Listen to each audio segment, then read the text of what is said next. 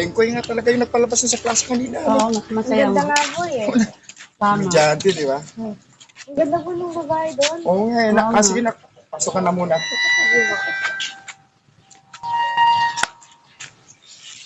Ano ka nababalitaan ko sa kanto-kanto? Ha? Ano pinagsasabi mo? Nagnayan ba kayo ni Dado? Yung tricycle driver? Sino Dado? Yung tricycle driver! Wala akong alam. Ulitin mo na naman kasalanan mo noon. Ano kasalanan? Ka naman sinungaling! Hindi ako nagsisinungaling. Walang ka talaga. Anong hindi mo? Nagkasala ka na noon, tinatawad na kita. At yung anak mo, tinanggap ko ng maayos. Inaapalaki ko ng maayos. Ha? Sino yung Dado na yun? Ha? Sino si Dado sa buhay mo? Magsalita ka! Bitawan mo ako, ayaw ko sa'yo.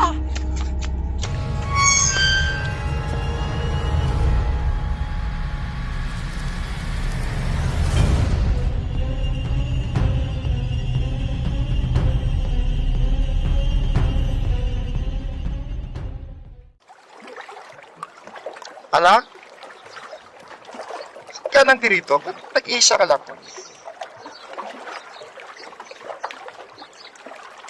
May problema ba? Wala naman po.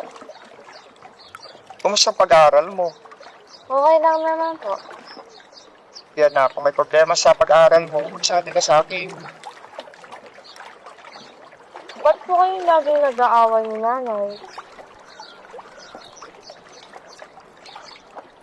Naapektuhan na po kasi ako, di po ako makapag-ano ng maayos, tay. Nak, hiduaan ng mag-asawa lang yun.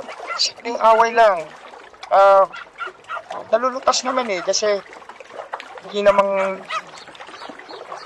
malalim ang pag-away namin at mababaw lang. Palit na bagay lang. Simula nung bata na po ako, nag-aaway na po kasi kayo eh. Ngayon, high school na po ako, nag-aaway pa rin kayo. Sa buhay ng tao na may mga desisyon na minsan mali at sa pagkakamaling iyon ay dapat itama. Madalas may mga pagkakataon na hindi magtama ang aming paniniwala. Ang aming prinsipyo. Away mag-asawa lang. Simple lang yun, anak. Araw-araw na lang po kayo nag-aaway eh. Kahit saan, kahit dun sa sa plaza, nag-aaway pa rin kayo. Pati na lang sa pagkain, pag-aawayan nyo pa. Nak, sana maintindihan mo. Sa dami ng trabaho, pagod-pagod si tatay, hindi ko masakyan minsan ang mga gusto ng nanay mo. Ganun lang yun, anak. Sana naman po, kasi wag na po kayo mag-aaway kada minuto. Araw-araw. Segundo-segundo. Kahit saan, kahit kailan, nag-aaway po kayo. Tama na, anak. Huwag ka na umiyak. Huwag ka na umiyak. Magkakasundo rin kami. Ayaw na away. Magkakasundo rin kami ng nanay mo. Kailan po? Kailan? Mamaya. Ngayon. Huwag ka na umiyak. Huwag ka na umiyak. Huwag ka na umiyak. Ha?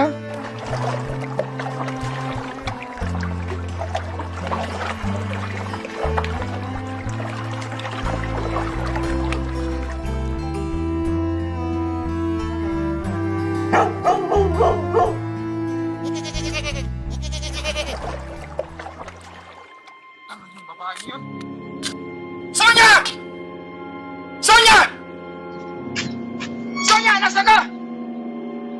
Yung babae nito? Diyan ka lang pala. Ha? Nakipagkita ka Dado eh. Kitang-kita ko kayo. Nandalawang mata ko. Lumakas ka ng motel. Tapos babae ka. Ha? Yan! Ano hindi totoo? Kitang-kita ko! Hindi na naman ako alam sa akin. Tungaling ka pa eh! Sukol ka na! Hindi na ako. Lumayas ka dito! Lumayas ka! Hindi ka namin kailangan! Lumayas ka! Layas! Lumayas ka dito! Layas! Layas! Layas ka! Lumayas ka! Sawan ako sa kasinungalingan mo! Lumayas ka!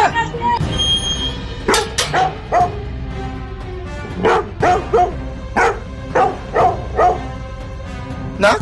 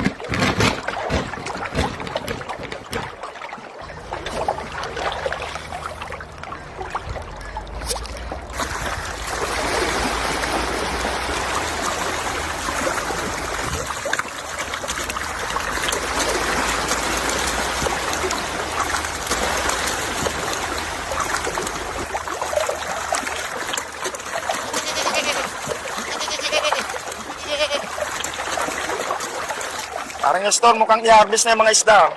Oo, malapit na pare. Kasi malalaki na yung isda ko eh. Kailangan parang gusto na kasi. Paldo-paldo na naman tayo niyan. Yan na pare.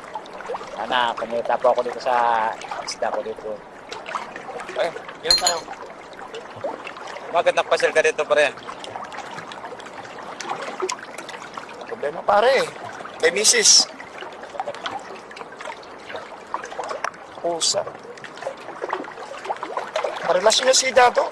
Yung tricycle driver doon sa kanto.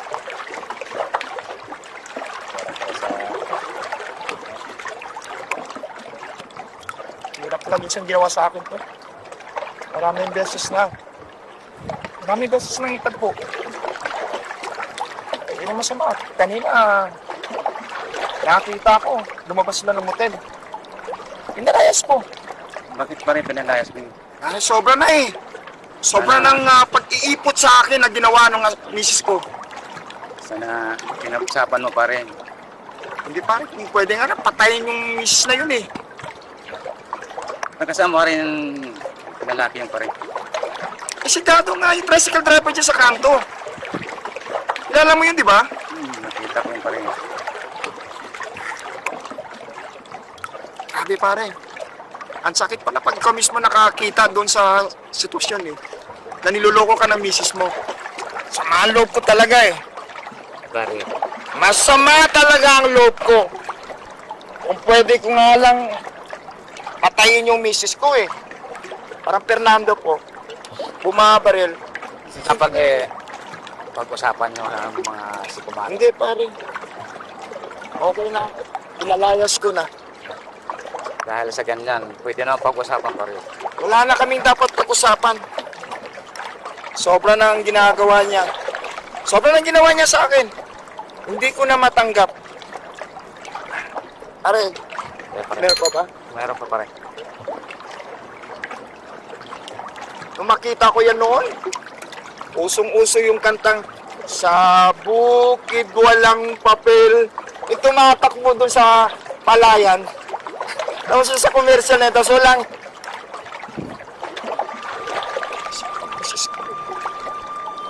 Ang ganda ng simula na pag-ibigan namin.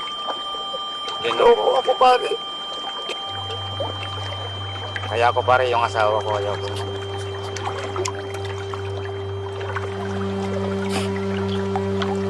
Mabuti ka pa nga eh.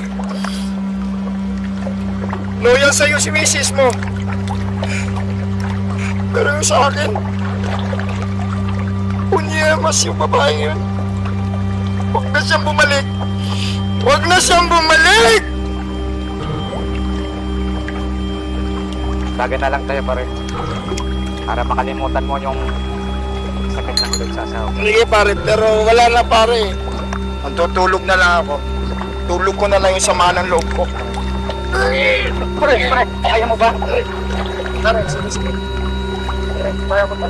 Kanta ko rin. Sige pare, salamat. Pare, stop.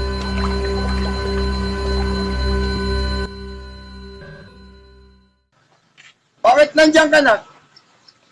Anong ginagawa mo dyan? Gusto mo matulog? Pumasok ka sa kwarto.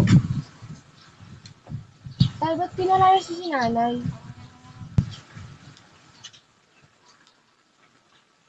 Ba't di siya pinalayas? Nalaman siya sigurong ginawang masama sa inyo. Meron anak. Meron siyang ginawang kasalanan. Galit ako sa nanay mo.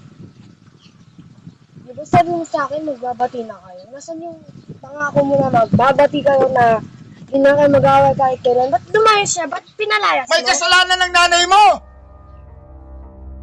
Masakit sa akin lahat. Hindi mo to alam pero matagal na panahon.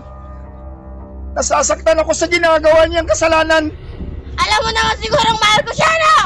Alam ko na. Pero na, ang sakit eh. Hindi lang minsan siya nagkamali. Maraming beses, paulit-ulit. Oo, nagkamali siya, pero ba't mo siya pinalayas? Ba't mo naman siya bigyan ng oras para magbago? Yun lang ang tawing paraan. Nak, andito naman ako. Hindi natin siya kailangan na. Ba't pinalayas mo siya? Alam mo naman sigurong mahal ko siya. Wala ka naman nandito nandito para sa akin! Siya nagpapaalam sa akin doon! Kung alam mo lang anak ang paghihirap ko, kaya madalas ako wala sa bahay dahil sa paghihirap ko. Sa pagtatrabaho ko anak para sa atin. Sa pag-aaral mo, hindi mo ba naintindihan yun? Wala naman akong pakitan! Bakit hindi mo maintindihan? Bakit hindi mo maintindihan ang sakripisyo ginagawa ko? Nak, huwag si nanay lang ang isipin mo. Wala akong pakialam! Nak, intindi mo rin naman ako. Kinakamuhiran kita! Nak!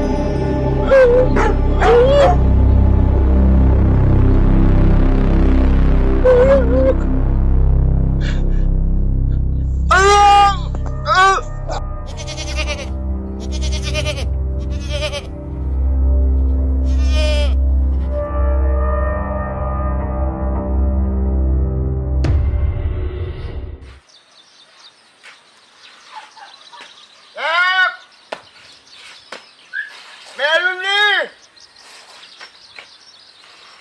Melanie, anak!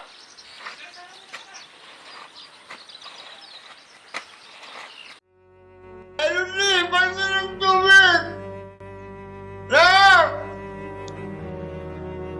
Nak, paano ng tubig? Melanie! Nak! Nak, Melanie, paano ng tubig? Nak! Gusto mong tubig? Gusto mong tubig na.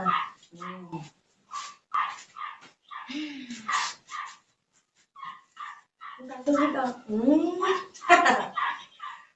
Gusto mong tubig, ay? Yan, tubig. Di ba masarap? Malamig. Bagong-bago.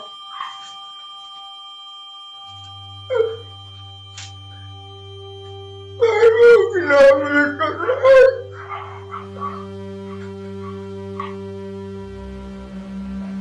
Bakit mo kailangan?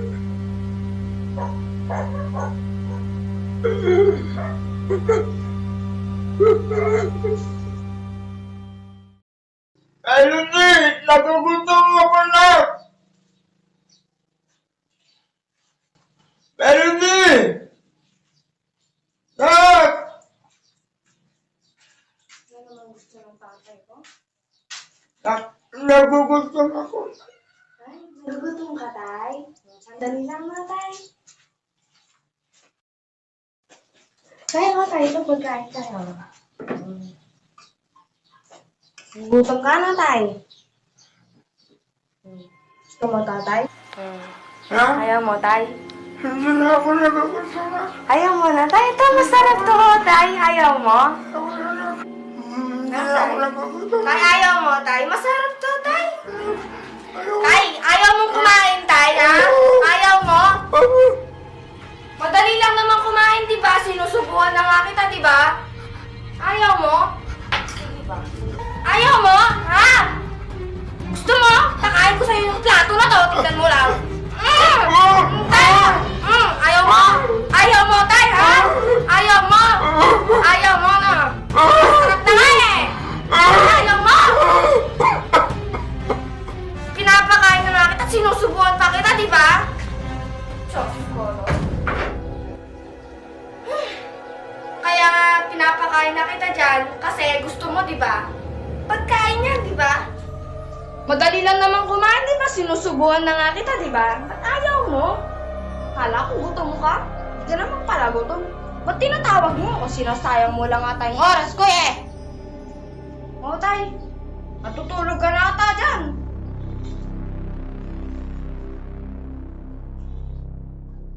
Ah, Tay! Tay, okay ka lang, Tay? Tay! Tay! Tay! Patawad na, Tay! Ba't alam mo, Tay? Tay, gumising ka, Tay! Tay, okay ka lang ba? Tay! Tay! Tay! Tay, ba't ayaw mo gumising, Tay? Akala ko natutulog ka lang, Tay! Tay! Ah! Tay! Tay! Gumising ka! Tay! Ganito din ang ginawa mo. Tay! Oo, si Sabi ko na Nanay. ginawa. Hindi mo ba anak? Hindi ka niya tunay na anak. Pero inaligaw ka niya. Minahal ka niya, hindi ka tunay na anak. Then bakit mo ginawa na sa tatay mo? Hindi ko naman po sinasadya eh! Kasi,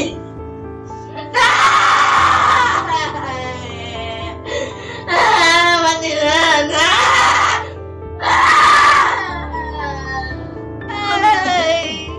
patawarin mo kami ng anak ko. Patawad.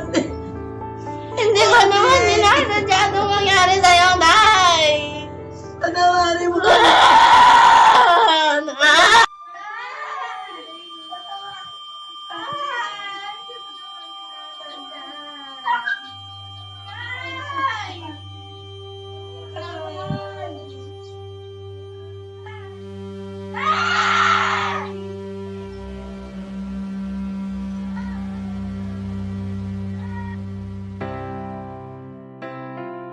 Ginawa ko lang naman yun para ipaghiganti ka. Kasi ba't ka niya po pinalayas? Hindi mo dapat ginawa yun. Alam ko na hindi mo siya tunay na ama. Pero tinunay ka niya na tunay na anak. Minahal ka niya, anak.